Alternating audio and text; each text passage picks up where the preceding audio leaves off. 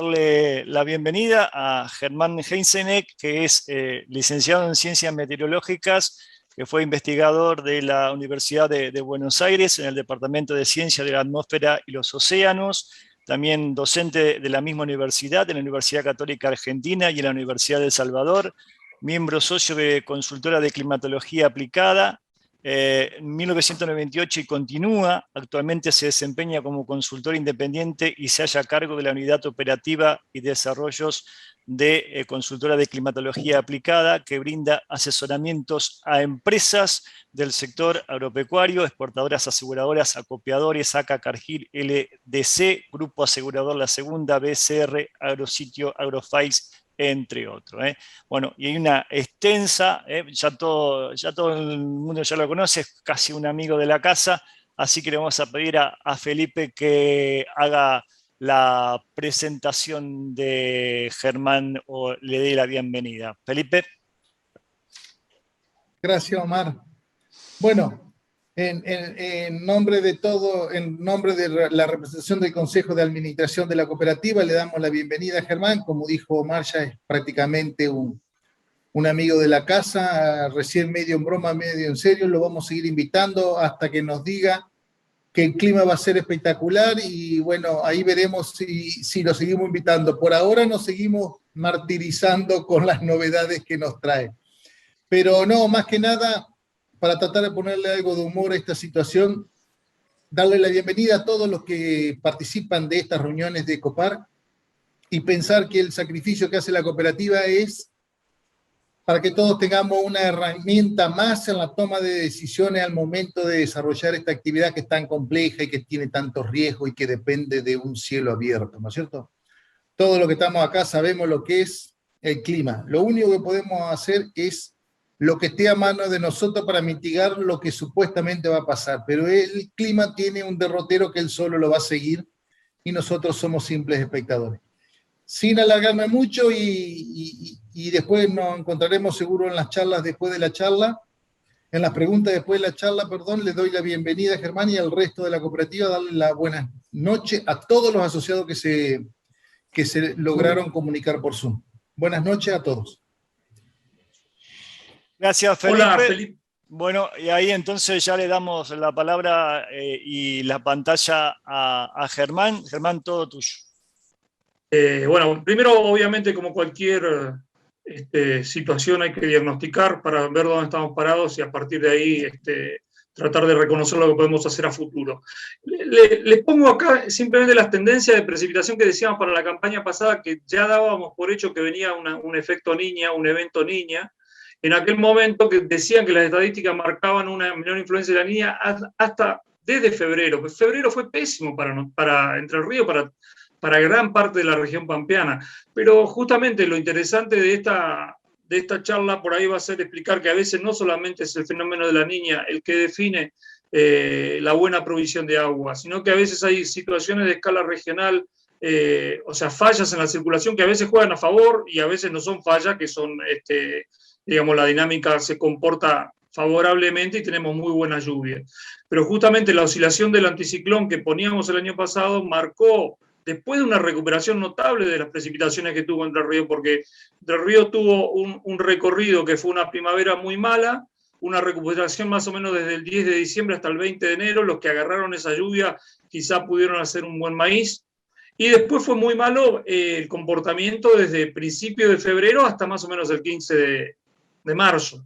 O sea, hubo una alternancia en el comportamiento de lluvias muy marcada, que cuando uno hace el recorrido punta a punta de todo el semestre cálido de la campaña pasada, se queda corto. Obviamente no se alcanzaron los valores normales. Y fue una mezcla digamos, de causas. Fue multicausal esa falta de agua. La primera parte claramente relacionada con el fenómeno de la niña y la segunda parte mucho más relacionada con un fenómeno de escala local que es el anticiclón, que es el villano o el bueno de la película, porque depende cómo esté, yo ya lo conté en otras ocasiones, depende de dónde se posicione, juega a favor o juega en contra del buen nivel de precipitación.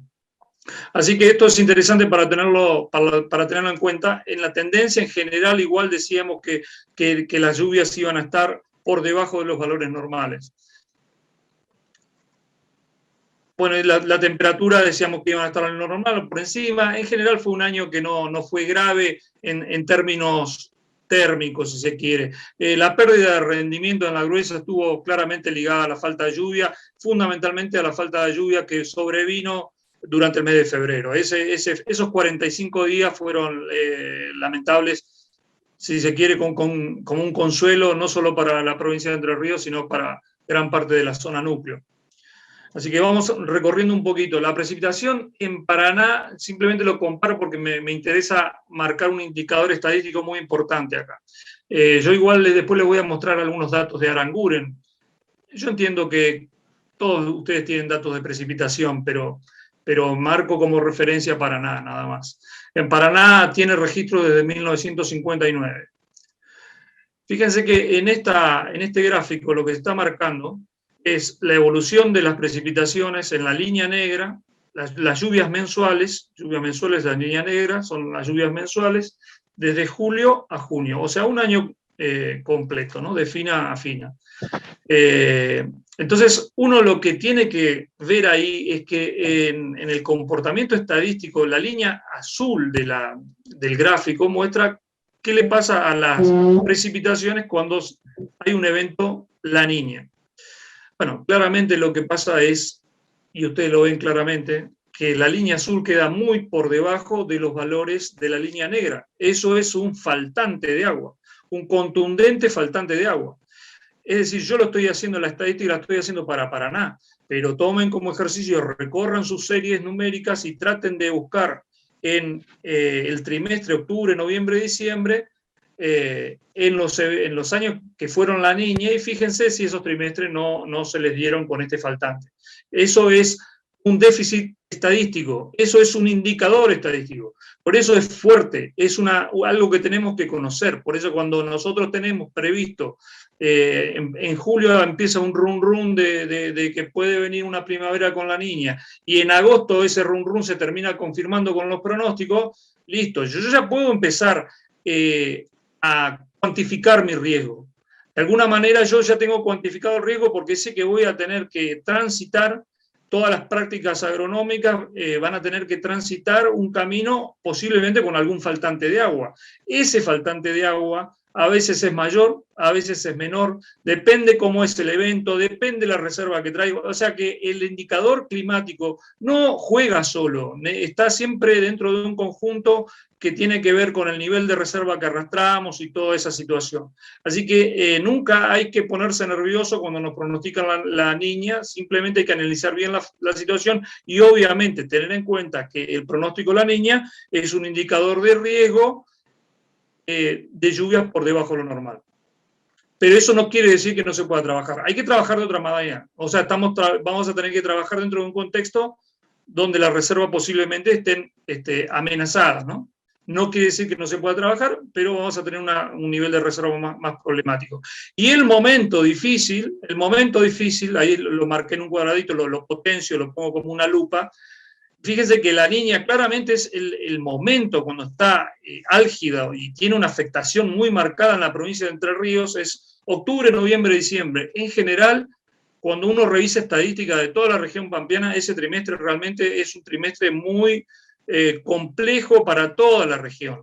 Pero fíjense que en octubre, que justamente es un momento que uno en el año neutro o en el año normal, uno tiene que tener casi 130 milímetros de lluvia, se quedan 90. O sea, estamos hablando de un 30% de precipitaciones por abajo normal y no afloja noviembre, ¿no? La estadística sigue siendo negativa para noviembre, de casi un 50%, y empieza a recuperarse en diciembre. Por eso, cuando uno mira todo el trimestre y suma esos porcentajes, uno puede decir, bueno, me van a faltar más o menos el 30% de las precipitaciones. En una fenómeno La Niña bien definido, es potencialmente a lo que me estoy enfrentando es a un 30% menos de precipitaciones.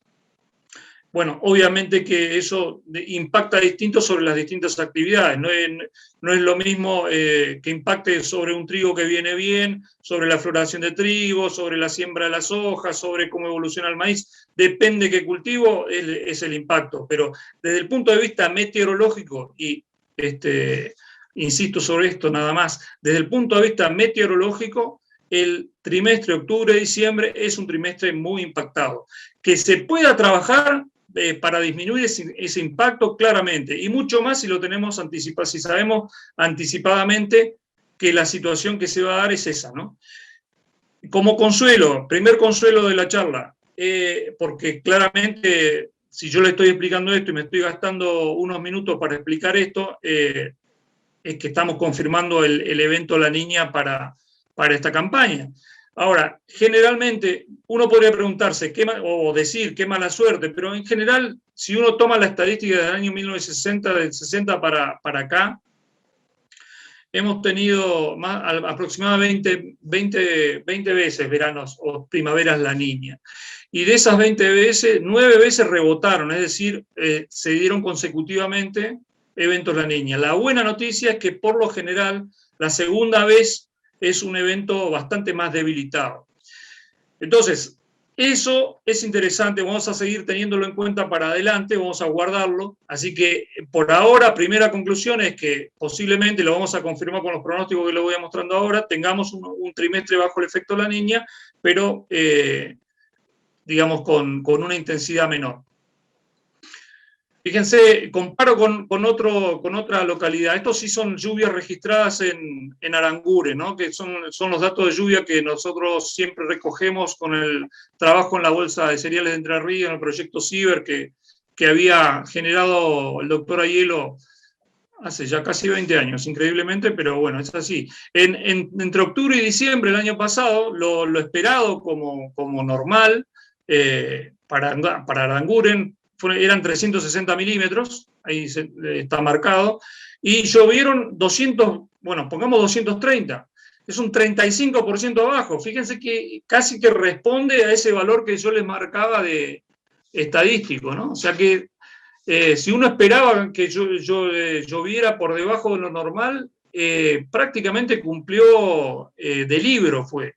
Y fíjense que en Rosario también se cumplió, ¿no? Estamos tomando otras zonas. Yo así les podría mostrar muchas localidades, pero simplemente para comparar con otra localidad que no sea de Entre Ríos.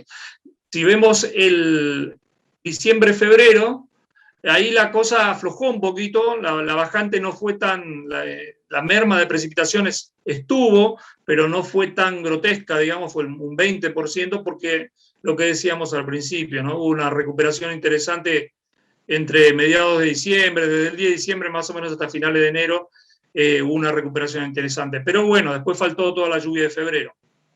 Y cuando uno mira de punta a punta todo el semestre cálido, ahí hay una mezcla, se mezclan los dos forzantes, el fenómeno de La Niña y el anticiclón, que ahora lo voy a mostrar también, generaron en todo el semestre un faltante de lluvia del orden del 20%. Entonces, dependiendo del oportunismo que fueron de esa lluvia, fue como le fue al trigo, fue como le fue a la floración del maíz y fue como o sea, de acuerdo a esa distribución, como estuvo la soja. Claramente la soja posiblemente haya sido de lo más perjudicado, si bien tuvo recargas muy importantes hasta casi finales de enero, después, bueno, lamentablemente no hubo recargas y en momentos en que se definía ese agua no estuvo. Así que lo que se hizo de soja se hizo en base a reservas, básicamente. Así que en general el impacto de La Niña estuvo y finalmente lo que les quiero decir es que potencialmente el impacto de esta niña debería ser menor.